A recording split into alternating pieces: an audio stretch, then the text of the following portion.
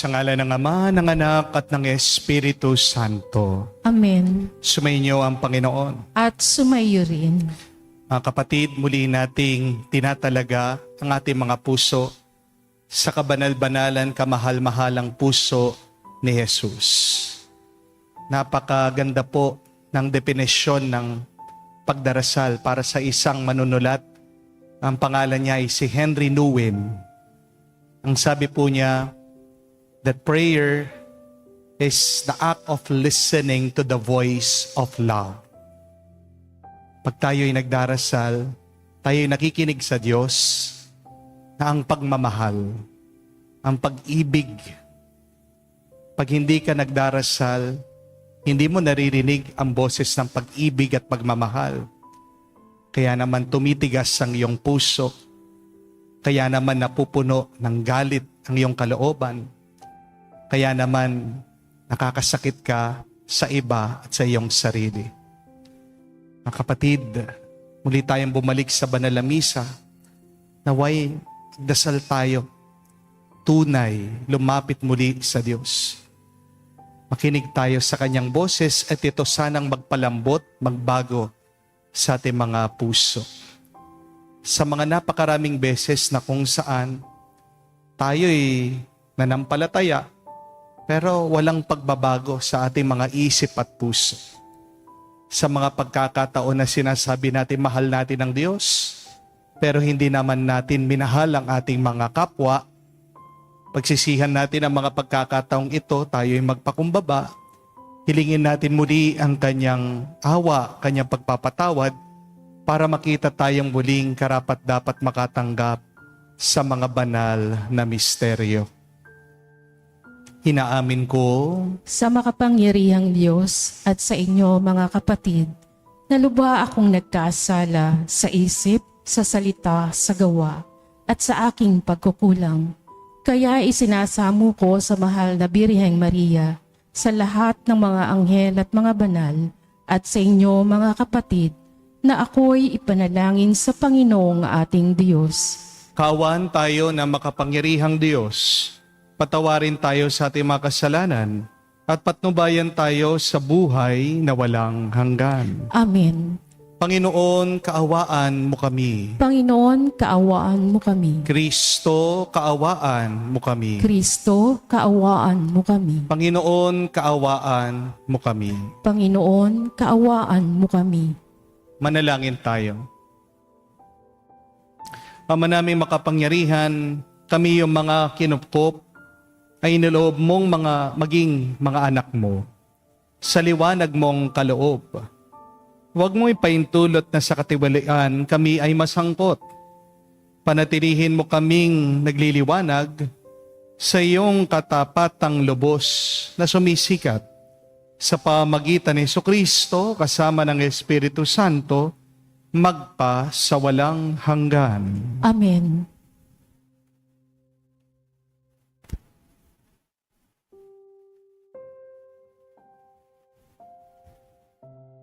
Pagbasa mula sa aklat ng Henesis.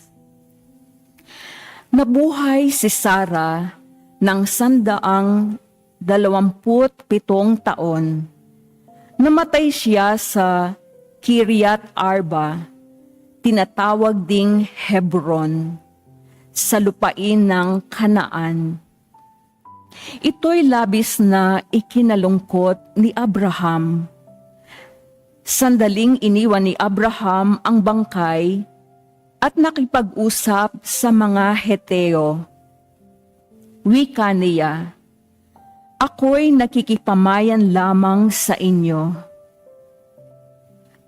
Kung maaari, pagbilhan ninyo ako ng dakong mapaglilibingan sa aking asawa. At inilibingan ni Abraham si Sara sa yungib na iyon sa Makpela, sa lupain ng Kanaan. Ito'y tinatawag ngayong Hebron. Matandang-matanda na noon si Abraham at pinagpapalang mabuti ng Panginoon. Sinabi niya sa pinakamatanda niyang alipin na kanyang katiwala, "Ilagay mo ang iyong kamay sa pagitan ng aking mga hita at manumpa ka. Ipangako mo sa akin sa ngalan ng Panginoon, ang Diyos ng langit at lupa, na hindi ka sa Kanaan pipili ng mapapangasawa ni Isaac. Pumunta ka sa bayan kong tinubuan at pumili ka sa aking mga kamag-anak doon ng mapapangasawa niya. Kung ayaw pong sumama ng mapipili ko, maari po bang si Isaac na ang pumunta roon?" Tanong ng alipin, "Aba hindi. Huwag mong patutunguhin doon si Isaac."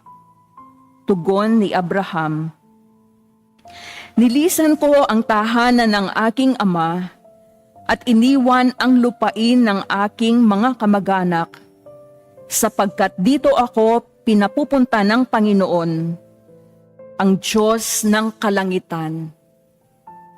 Nangako siyang ibibigay ang lupaing ito sa aking lahi. Magsusugo siya ng kanyang anghel na mauuna sa iyo upang tulungan ka sa pagpili ng mapapangasawa ng aking anak. Ngayon, kung ayaw sumama ng mapipili mo, wala ka ng pananagutan sa akin. Ngunit, huwag mong patutunguhin doon ang anak ko." Nang makalipas ang mahabang panahon, si Isaac ay naninirahan sa lupain ng Negev.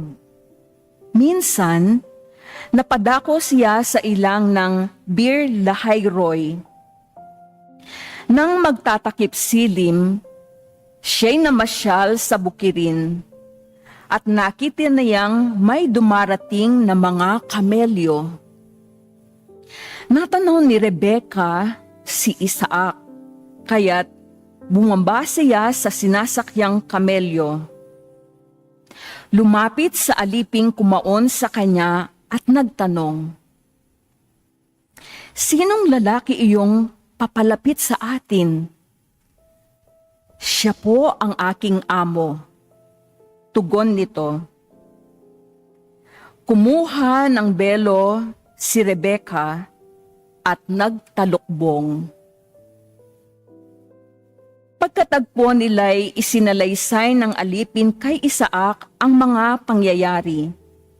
Kaya't tinanggap ni Isaac si Rebecca bilang asawa at dinala sa kanyang tolda.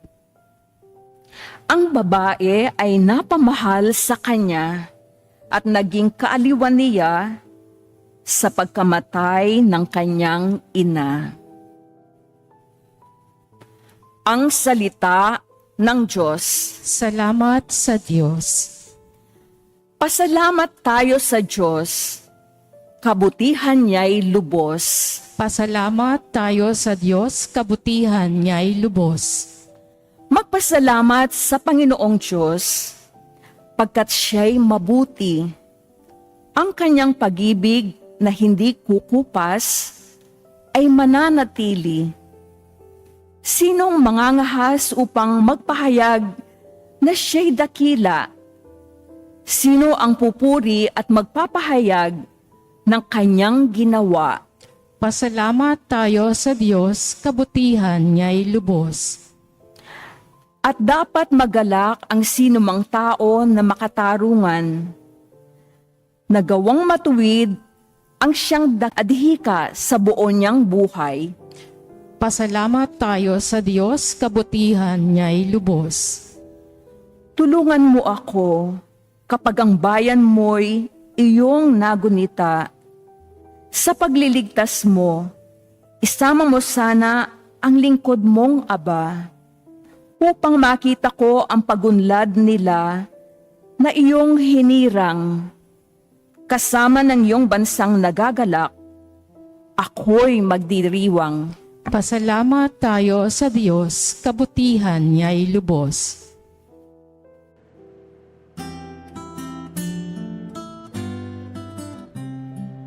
Alleluia, alleluia, alleluia, alleluia, alleluia, alleluia, alleluia, alleluia, alleluia, alleluia, alleluia, alleluia. Kayong mabigat ang pasan ay kay Jesus maglapitan upang kayo'y masiyahan. Alleluia, alleluia. Sumainyo ang Panginoon. At sumayo rin. Ang mabuting balita ng Panginoon ayon kay San Mateo. Papuri sa iyo, Panginoon. Nung panahong yun, umalis si Jesus at sa kanyang paglalakad, nakita niyang isang tao ang pangalay Mateo. Nakaupo ito sa pinaningilan ng mga buwis. Sinabi ni Jesus sa kanya, sumunod ka sa akin. Tumindig si Mateo at sumunod sa kanya. Nang si Jesus at ang kanyang mga alagad ay nasa bahay ni Mateo, dumating ang napakaraming publikano at mga makasalanan. At sila'y nagkasalong kumain. Na makita ito ng mga Pariseo, tinanong nila ang kanyang mga alagad. Bakit sumasali sa mga publikano at mga makasalanan ng inyong guro? Narinig ito ni Jesus. At siya ang sumagot, ang mga may sakit ang nangangailangan ng manggagamot. Hindi ang mga walang sakit. Pumayo kayo at unawain ninyo ang kahulugan nito. Habag ang ibig ko at hindi hain. Sapagkat naparito ako upang tawagin ang mga makasalanan, hindi ang mga banal. Mga kapatid, ang mabuting balita ng ating Panginoon. Pinupuri ka namin, Panginoong Heso Kristo. Magandang araw po muli sa inyong lahat. How to be more loving? Paano ba maging mas mapagmahal? Bakit napakahalagang tanong na kailangan nating sagutin ito?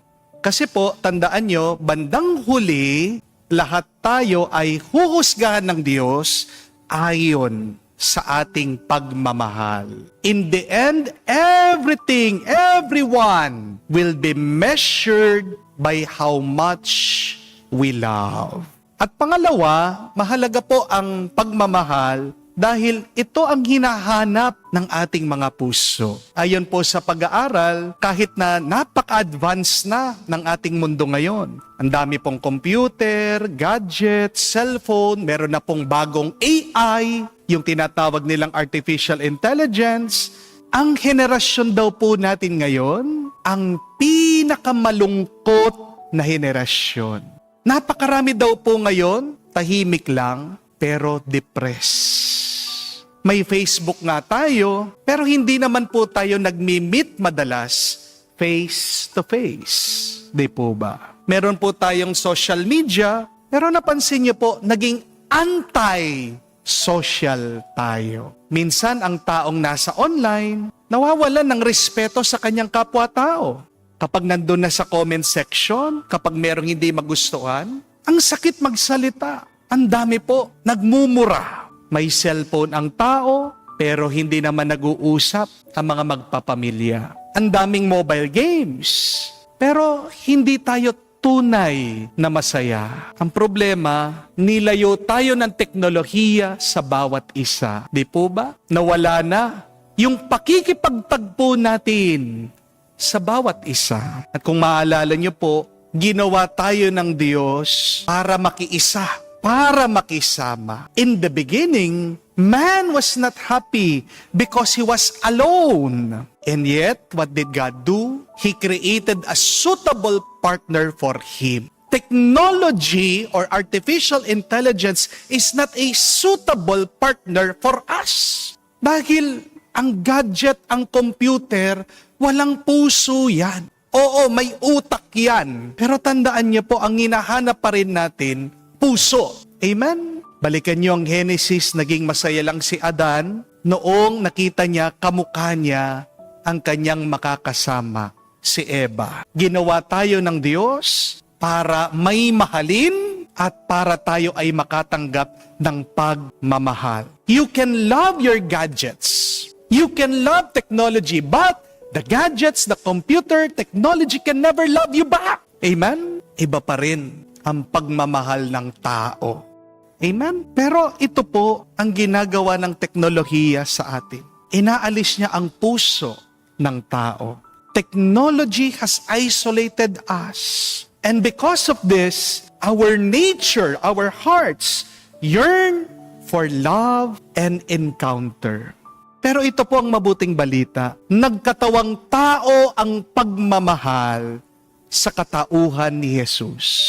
Ang mga iniiwasan, ang mga inietsepwera, mga kinamumuhian, mga kinaiinisan ng ibang tao, silang unang hinanap, silang unang nilapitan, silang unang sinamahan ng pagmamahal na nagkatawang tao, si Jesus.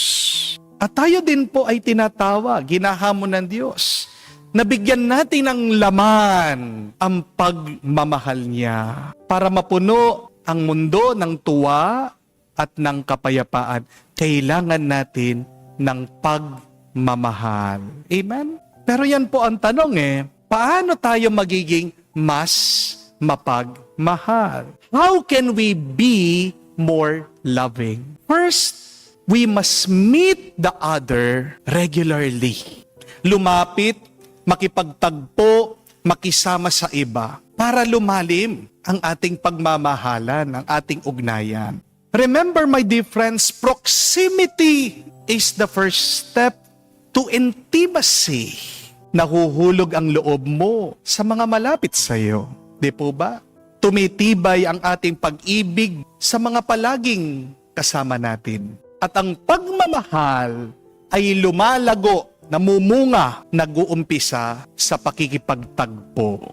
Unawain niyo po mga kapatid, kaya nawawala ang pagmamahal natin sa iba kasi binabaliwala mo sila. Bakit binabaliwala mong ibang tao? Anong nasa isip mo? Bukas, nandyan pa rin naman yan Okay lang. Kasama ko naman yan palagi Pero mali po yun. Di po ba? The people that we have in our lives are not there forever. Ang tao na mahal mo, darating ang panahon, ang katotohanan, mamamatay din siya. Di po ba? Kailan mo siya mamahalin? Kapag wala na siya. Wag mong hihintayin na mawala yung iyong minamahal bago mo maiparamdam, maiparanas ang iyong pagmamahal sa Kanya. Di po ba? Mga kapatid, habang may oras pa, di natin alam kung hanggang kailan na lang ang ating panahon dito sa mundo, kung hanggang kailan na lang nabuhay ang iyong minamahal. Palagi mong ipakita, paramdam, makipagkita ka, makipagtagpo ka, makipagkwentuhan ka, makipag-connect ka diyan sa iyong minamahal. Kaya nababawasan ang ating pagmamahal sa iba kasi nawawala na yung oras natin ng pakikisama sa kanila. Di po ba? Kaya nga po si Jesus, balikan niyo ang ebanghelyo, anong ginawa niya? Inupuan niya, nakikain siya, nakisama siya doon sa mga makasalanan. At bakit po nagkaroon ng pag-ibig at pagmamahal ang mga makasalanan sa ating Panginoon? Kasi sinamahan nila ang Panginoon doon sa hapagkainan. Tandaan niyo po ito mga kapatid. Ang susi para lumalim ang ating pagmamahal ay sa pamamagitan ng pagbibigay ng oras at ang pagiging malapit sa iba. Love cannot exist without presence, without time, without intention. Kaya paano magiging masarap ang relasyon yung mag-asawa? Di na kayo nagde-date. Di na kayo nag-uusap ng masinsinan. Di po ba? Puro na lang trabaho, trabaho, trabaho. Kaya matutuyo kayo. Ang pamilya na hindi kumakain sa lamesa, na sama-sama, na nag-uusap, nagkwekwentuhan, nangungumustahan, hindi malayo. Ay sakit ng loob sa bawat isa ang pamilyang yan. paano din tayo magiging close sa Panginoon? Paano tayo magkakaroon ng pag-ibig at pagmamahal sa Diyos? Kung hindi naman tayo nagdarasal, kung hindi naman tayo nagsisimba, at kung man ikaw ay nagdarasal at nagsisimba, hindi mo naman nilalapit ang iyong puso at loob sa Diyos. A deep love needs an encounter of hearts in time and space. Kapag wala sa lugar, kapag wala sa oras, anong ibig sabihin? Wala. Nothing can exist without space and time. Amen? Tapos magtataka ka, bakit walang pagmamahal ang iyong asawa sa iyo? Binigyan nyo na ba ng lugar, ng oras, ng panahon, yung inyong pagkikita? Kung wala, wala talaga. Wala kang i-expect. Di po ba? Magtataka ka, bakit walang pag-ibig, pagmamahal, malasakit ang iyong anak sa iyo? Binigyan mo na ba ng oras, ng panahon, ng lugar, yung inyong ugnayan bilang magulang at anak? Kung wala, wala talaga. If you want love to deepen, then give it time and space to grow. But secondly and lastly, in order for us to deepen our love, we need forgiveness. May napakaganda pong kasabihan at sabi, when you forgive, you love. And when you love, God's light shines on you. Wow! Ang mga Pariseo ay hindi mga mapagmahal na tao. Mukha lang silang nagmamahal. Pero sa totoo, hipokrito sila. Mga pakitang tao lang. Mas gusto pa nga nahusgahan nila o laitin yung mga makasalanan. Pero bakit ba ang ating Panginoon ganon kadaling magpatawad sa mga makasalanan? Kasi ang tingin niya sa mga nagkamali ay may sakit sila. Tanong ko po, kayo ba ay magagalit sa isang may sakit kung siya ay nagbubugnot at nagbuibwisit? Hindi. Di po ba? Unawain mo siya. Kaya bugnot siya, kaya nagbuibwisit siya, kaya palagi siya naiinis, kasi alam mo, may nararamdaman siyang sakit sa kanyang katawan. Sasakit ba ang loob mo sa isang taong merong Alzheimer? Kung man na itatapon niya yung kanyang pinggan, yung kanyang pagkain? Di ba hindi? Kasi alam mo, hindi niya kontrol yung kanyang mga kamay, yung kanyang katawan. Ganyan din po sa mga makasalanan. Unawain natin sila. Ang bawat nagkasala ay alipin kasi. Ang bawat makasalanan ay nabubuhay sa kadiliman. Kaya nga sila ay nawawala. Kaya nga sila ay nagwawala. Kasi kung sila ay nasa liwanag, alam nila kung ano yung tama. Alam nila kung ano yung mabuti. Alam nila kung ano ang kailangan nilang gawin. Kaya imbes, nakasuklaman mo ang mga nagkasala. Dapat maawa ka nga sa kanila eh. Kasi may problema ang kanilang kaluluwa. Amen? Bakit ka magpapatawad sa mga nagkasala sa iyo? Kasi sabi nga ng ating Panginoon habang siya ay nakapako doon sa krus, Ama, patawarin mo sila kasi hindi nila alam ang kanilang ginagawa. The first word that Jesus uttered while nailed on the cross is forgiveness. Why did He forgive? Because He understood that these people, they do not know what they are doing. Magpatawad ka, kapatid, kasi gamot yan sa taong nagkakasala. Magpatawad ka, kapatid, kasi kalayaan yan para sa iyo. Habang hindi ka nagpapatawad, nagkakasala ka din. Habang hindi ka nagpapatawad, mahihirapan kang magmahal. At kapag wala kang pagmamahal sa puso mo, makakasakit ka sa ibang tao at sasaktan mo ang sarili mo. Amen? Opo, mahirap magmahal. Pero, di ba, sa pagmamahal din, doon natin nararanasan ang sarap ng buhay, ang tuwa ng buhay na ito. As Saint Teresa of Avila said, it is love alone that gives worth to all things. Magkakaroon ka ng ganang mabuhay kung may pagmamahal ka. Kaya huwag kang magsawang magmahal. Palagi kang humingi ng grasya para makapagmahal ka sa iba kahit na mahirap, kahit na masakit ito. Because to love is our calling. To love is our vocation. We are born to love. We live to love and we will die to love even more. Magdasal po tayo mga kapatid, magpatulong po tayo sa kamahal-mahalang puso ni Jesus para lumalim din ang ating pagmamahal araw-araw. Naway makapagbigay tayo ng hustong oras, maging malapit tayo palagi sa iba, at naway handa tayong magpatawad. Amen. Tumayo po tayo, alay po natin sa Diyos ang ating mga dasal at panalangin at ating sabihin, Panginoon, dinggin mo kami. Panginoon, dinggin mo kami. Ang mga mahihina at makasalanan, naway makita ang simbahan bilang tahanang bukal ng kagalingan. Manalangin tayo sa Panginoon. Panginoon, dinggin mo kami. Yaong mga nasa paglilingkod ng bayan, naway isagawa ng may kalinisan at katapatan ang kanilang mga tungkulin. Manalangin tayo sa Panginoon. Panginoon, dinggin mo kami. Sa pamamagitan ng Eukaristiyang ito, naway madama natin ang mapagpagaling na habag ng Diyos. Manalangin tayo sa Panginoon. Panginoon, dinggin mo kami. Sa katahimikan po ng ating puso, sabihin natin sa Diyos ang ating mga personal na pangangailangan. Ama, may pananalig tulad ni Abraham na sumunod sa iyong pagtawag, tinataas ng iyong Kristiyanong sambayanan ang kanilang mga panalangin. Naway ipagkaloob mong iyong binubunsod na aming kahilingan sa pamamagitan ni Kristo aming Panginoon. Amen.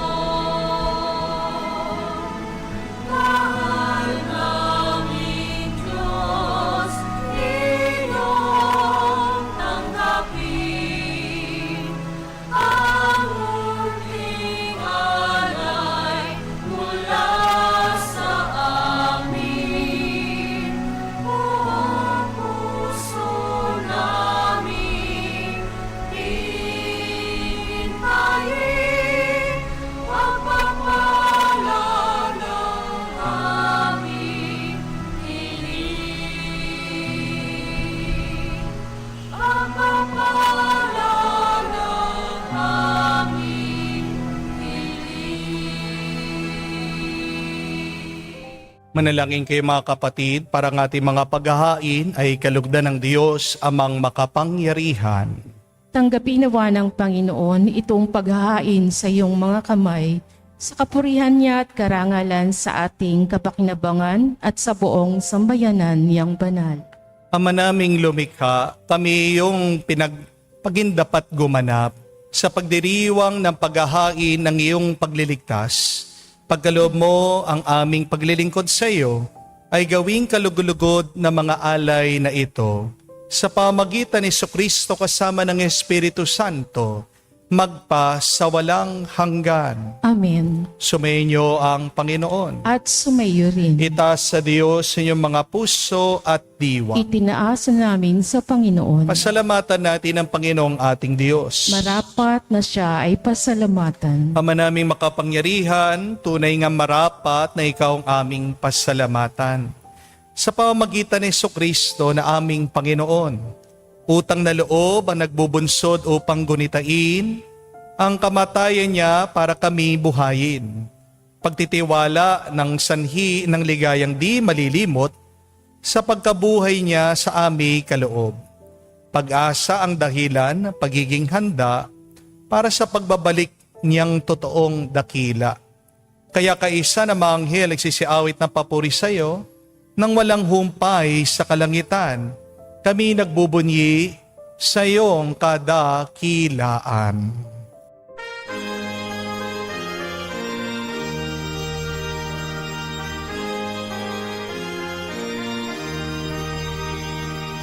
Santo, Santo, Santo, Panginoong Diyos ng mga hukbo. Napupuno ang langit at lupa ng kadakilaan mo.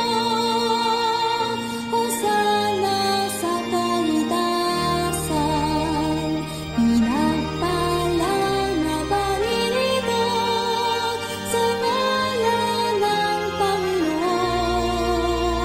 Hosana sa kaitasan, Hosana sa kaitasan. Ama naming banal, ikaw ang bukal ng tanang kabanalan. Kaya't sa pamagitan ng iyong Espiritu, gawin mong banal ang mga kaloob na ito, upang para sa amin maging katawan at dugo ng aming Panginoong Hesu Kristo. Bago niya pinagtiis ang kusang loob na maging handog, hinawakan niyang tinapay, pinasalamatan kanya. Pinaghati-hati niya iyon, inabot sa kanya malagad at sinabi, "Tanggapin ninyong lahat ito at kanin. Ito ang aking katawan na ihahandog para sa inyo."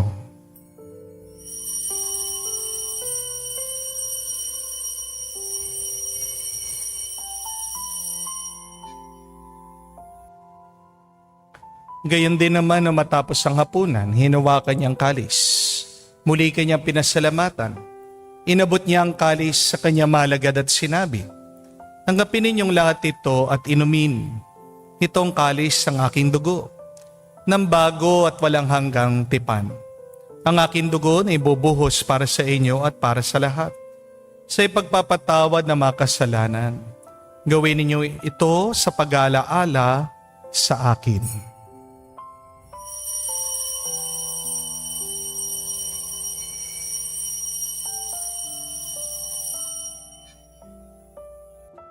Ang misteryo ng pananampalataya.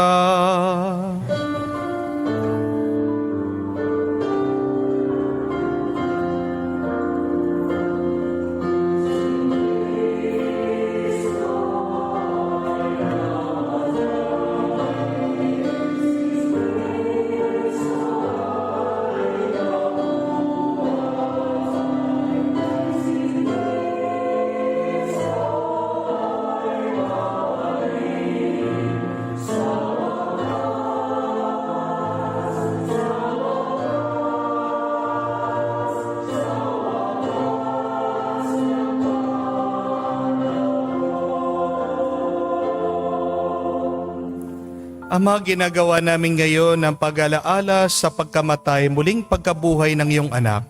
Kaya tinialay namin sa iyong tinapay nagbibigay buhay at ang kalis na nagkakaloob ng kaligtasan.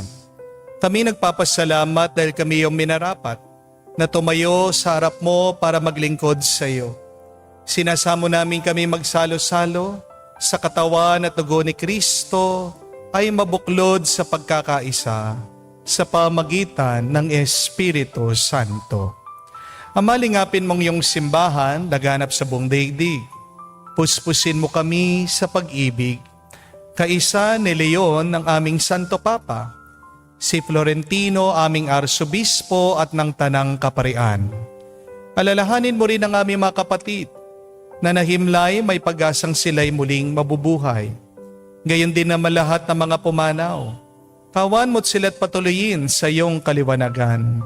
Kawan mo't pagindapatin kaming lahat na makasalo sa iyong buhay na walang wakas. Kaisa na mahal na Birhen Maria, Ina ng Diyos. Kaisa ni San Jose, ang kanyang maluwalhating esposo. Kaisa ng mga apostol at lahat ng mga banal na namuhay dito sa daigdig na kalugod-lugod sa iyo. May pagdiwang nawa namin ang pagpupuri sa ikararangal mo sa pamagitan ng iyong anak aming Panginoong Hesu Kristo. sa pamamagitan ni Kristo. Kasama niya at sa Kanya, ang lahat ng parangal at papuri ay sa iyo, Diyos Ama, makapangyarihan, kasama ng Espiritu Santo, magpasawalang hanggan. Amen, amen, amen. Sa nakakagaling na utos sa turo ni Jesus sa Panginoon natin na Diyos, ipahayag natin ng lakas loob.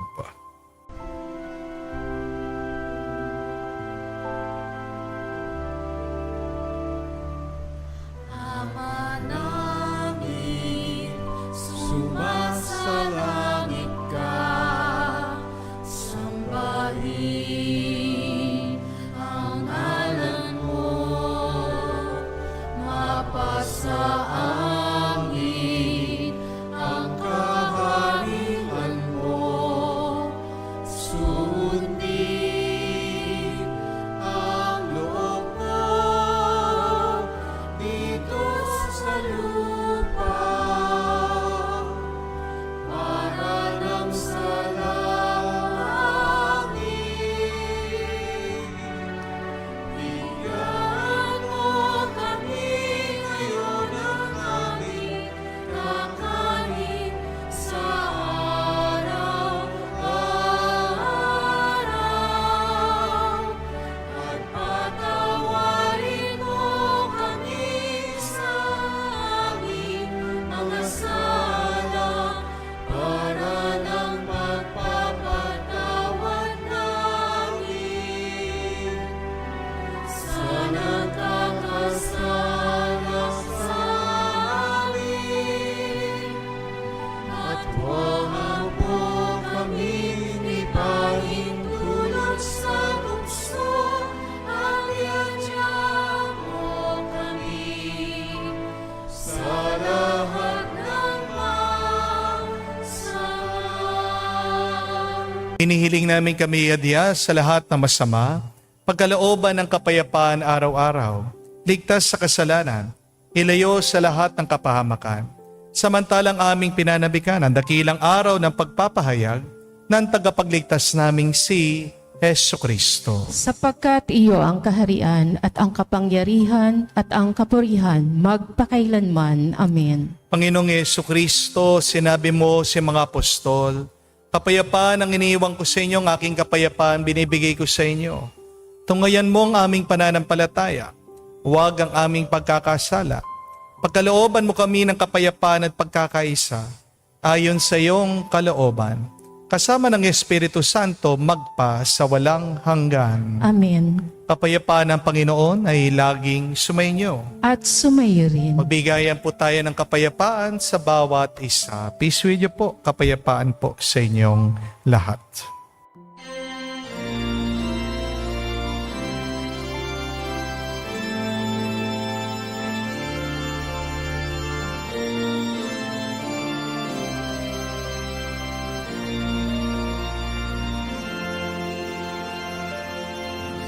Kordero ng Diyos na nagalis ng mga kasalanan,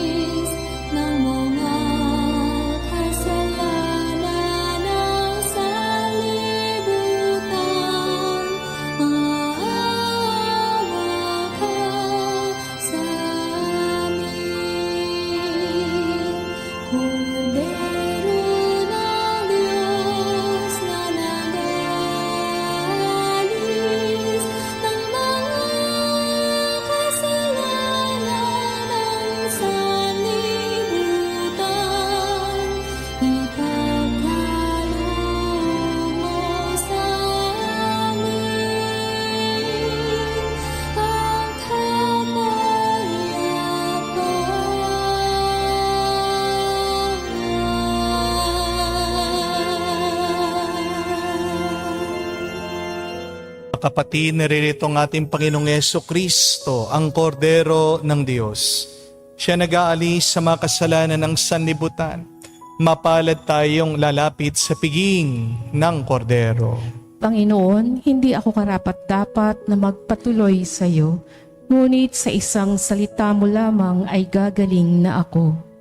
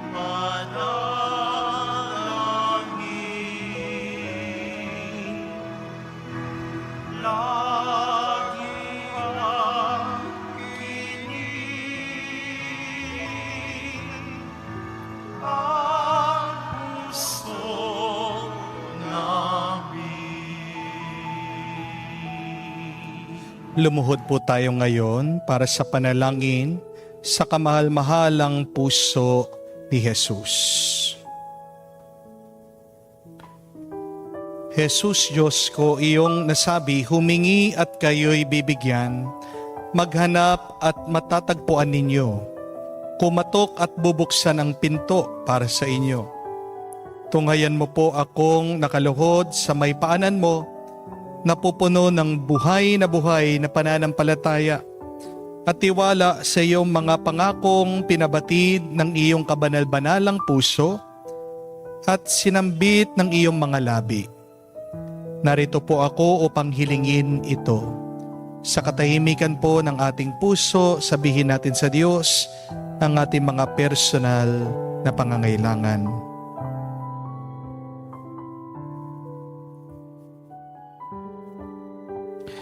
Kanino pa ako tutungo kung hindi sa iyong puso ang pinagmumulan ng lahat ng grasya at kabutihan? San pa po ako maghahanap kung hindi sa baul na naglalaman ng kayamanan ng iyong habag? San pa po ako kakatok kung hindi sa pinto kung saan binigay ng Diyos ang sarili niya sa amin at kung saan kami makakapunta sa Diyos? Sa iyo po ako dumudulog, puso ni Jesus. Sa iyo po ako nakatagpo ng aliw kapag nahihirapan, pagtatanggol kapag inuusig, lakas kapag nabibigatan sa pagsubok, at liwanag sa dilim at pagdududa. Minamahal kong Jesus, maigting po ako naniniwala na kaya mong ipagkaloob ang biyayang aking hinihiling. Kailanganan man ito ng isang himala. Naisin mo lamang ito at matutupad ng aking panalangin. Inaamin ko ako'y hindi karapat-dapat sa iyong mga biyaya, ngunit hindi ito dahilan para panghinana ko ng loob. Ikaw ay Diyos ng habag at hindi mo tatanggihan ang isang pusong nagsisisi.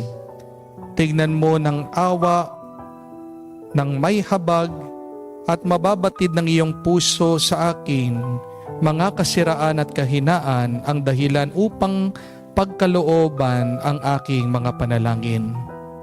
O banal na puso, ano man ang iyong pasya sa aking hiling, hindi po ako titigil na sambahin, ibigin, purihin at sambahin at pagsilbihan ka.